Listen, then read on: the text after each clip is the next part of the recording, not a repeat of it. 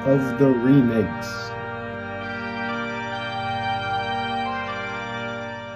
West Side Story. So West Side Story was a Broadway Tony Award-winning musical adaptation of William Shakespeare's Romeo and Juliet, and in 1961 it transitioned to film for the first time with the Robert Weiss-directed movie, and then in 2021, 60 years later, Stephen Spielberg took his crack at the material and made his version. And for the purposes of this video, I'm going to be referring to the 61 version as the original and the 2021 version as the remake, because that just makes it simpler for me to say. Now, West Side Story is an interesting musical for me because I get what they were trying to do. They were trying to adapt William Shakespeare's Romeo and Juliet into a more contemporary setting, that being New York City in the late 1950s, and the two feuding families are not the Capulets and the Montagues, they're instead the Sharks and the Jets, a couple of street gangs, the Sharks being a bunch of Puerto Rican immigrants that have just come to America, and the Jets, native-born American, they're Irish, they're Polish, they're that old school kind of immigrant that's been here for a long time. And naturally there's going to be a lot of racial tension, there's going to be some violence, there's going to be some drama,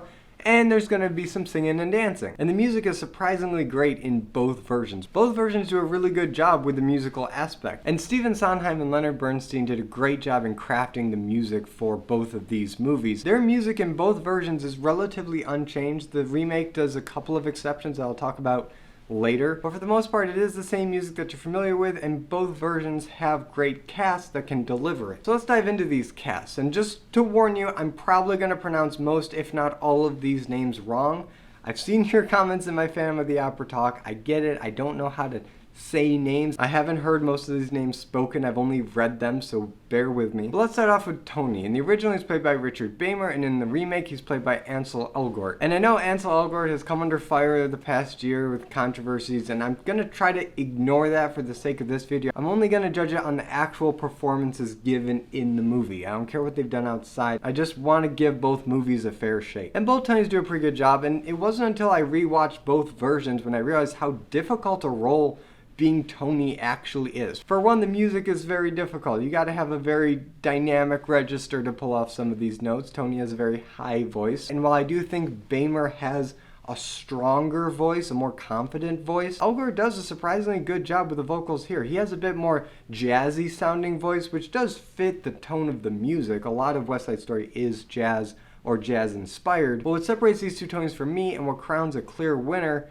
is how they act when they're not singing. In the original, Tony is made out to be very much a lover, not a fighter. Yes, he was part of the Jets, but he has left that life behind, and he's more interested in Maria and romance and romantic ideas. And while that does seem more in line with the original Romeo, from Romeo and Juliet, I never quite bought him as a former Jet. He doesn't have the same toughness that Riff or any of the other Jets have. He doesn't have that grit. He's much more optimistic and lighthearted, and he has a smile on his face, and he doesn't have any of that rugged toughness that he must have had when he was part of the Jets. And I also just don't see this version getting into a fight with anybody or even stabbing anybody. And he does both in this movie, and while it's motivated, it doesn't quite feel natural. Elgort, on the other hand, brings a much more balanced performance. He's tall as heck, and that does give him an intimidating presence when he's taller than pretty much everybody else in the scene. And because of that and the added backstory that they give him where he went to prison for a year because he almost beat a kid to death, you can see this guy being in a tough street gang much more than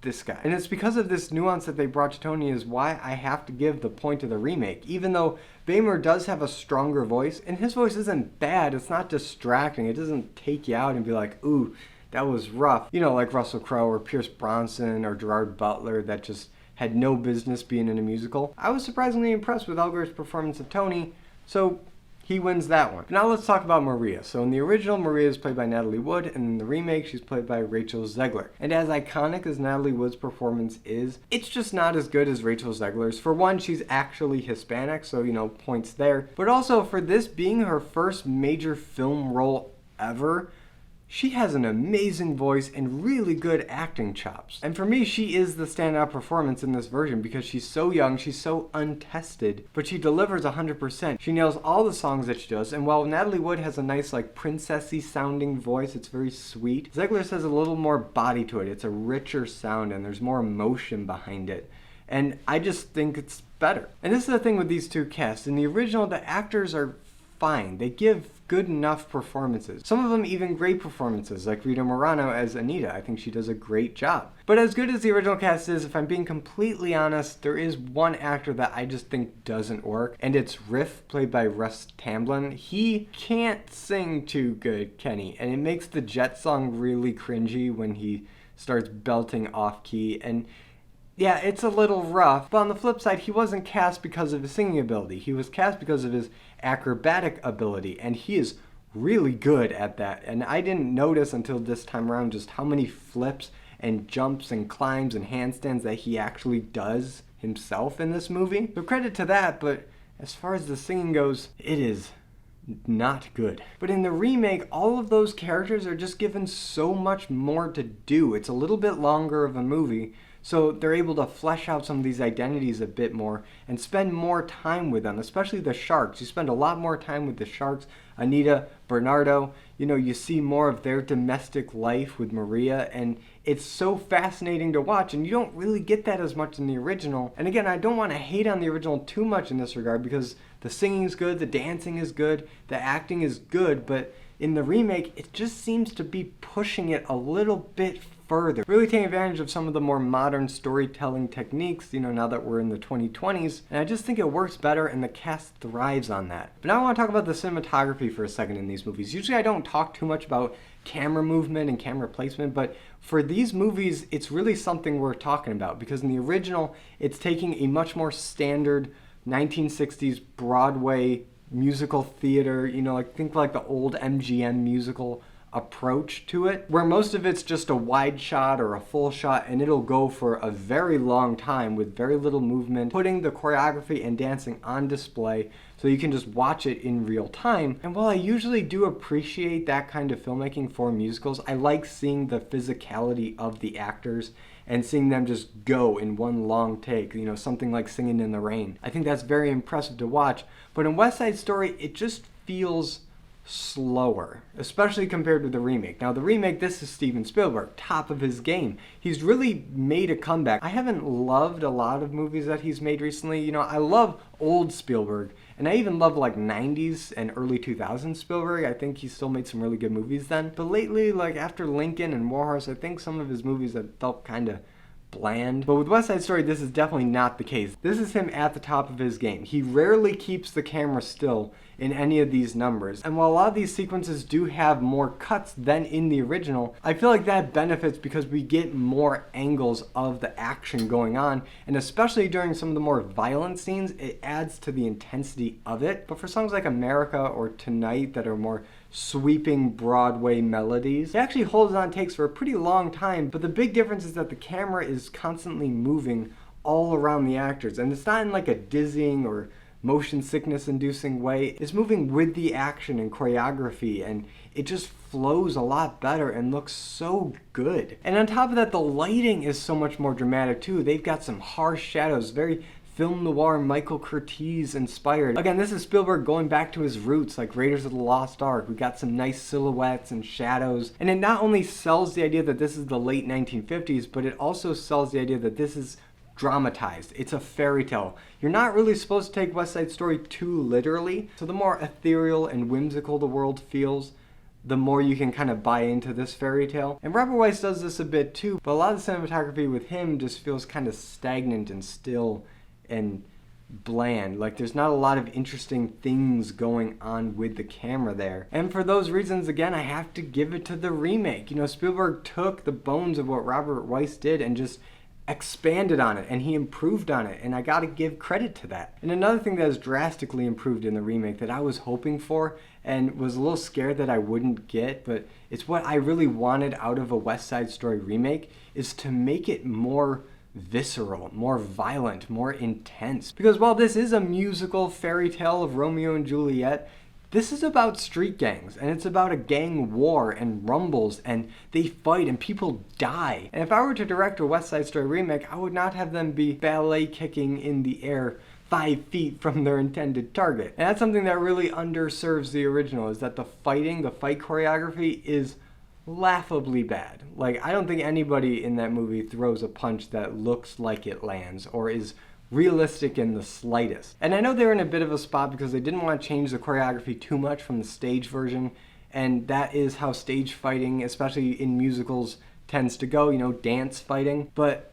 man, it just did not age well. And then here Stephen Spielberg comes along, and from the first scene, the first rumble in this playground that opens the movie, you see a dude just get decked with a paint can, and the sound design on that impact, it hurt. Like, you really feel the impact of that. And from that point on, I'm like, okay, this movie's got teeth. You know, we're gonna actually feel some violence here, which is good because this is a movie against violence. You know, Romeo and Juliet is about, you know, people coming together despite their differences, but those differences are so strong that they just can't get along, and there's going to be violence there.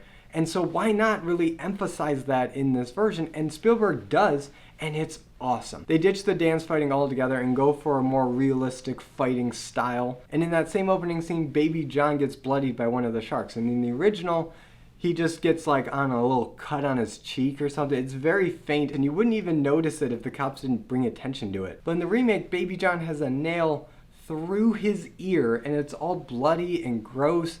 And I'm like, okay, yeah, like street violence would go that way. And when the cop brings it up, it's much more believable because it's this grotesque thing, and of course, somebody would need to address it. But with a cut on the cheek, it's something so mild that I can't imagine anybody really paying it any mind. And this kind of violence does continue throughout the rest of the movie. It's not just in the opening, and it brings the fairy tale of West Side Story down to earth a bit more, and it's a world that you can feel like you live in and that has stakes and that people can and do die. But right now I bet you're saying, okay, Colby, you seem to just love the remake. The remake is obviously better than the original, but is there anything that the original did better than the remake that kind of got lost in translation in the 60 years between the movies?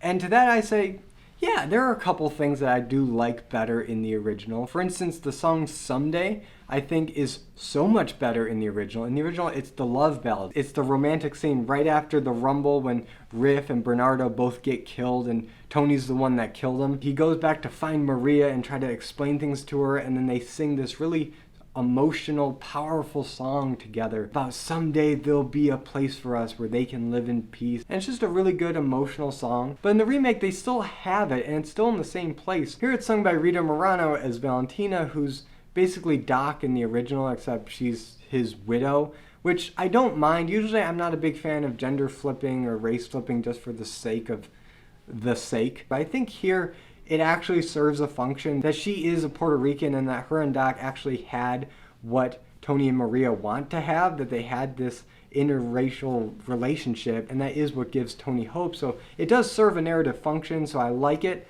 What I don't like is that she just sings this song kind of broadly, that like, oh, this city or this neighborhood is really falling apart, and someday there's a place for us, that maybe there'll be peace and all this violence. And it works okay, but it loses the personal, relational touch of Tony and Maria that the original had. And what's really great about that song in the original is that when Tony dies at the end, he gets shot, and he's dying in Maria's arms, she sings to him a small reprise of Someday. And it's heartbreaking, but in the remake, they never get to sing that song. And when Tony dies, she sings a reprise of the beginning of Tonight, which I guess could be also their song, but it just lacks the emotional gut punch that the original had at the end. And another little musical change that I do think was done better in the original is also towards the end when Anita goes into the store to try to talk to Tony, and she gets nearly raped by the Jets, and it's a really tough scene to watch,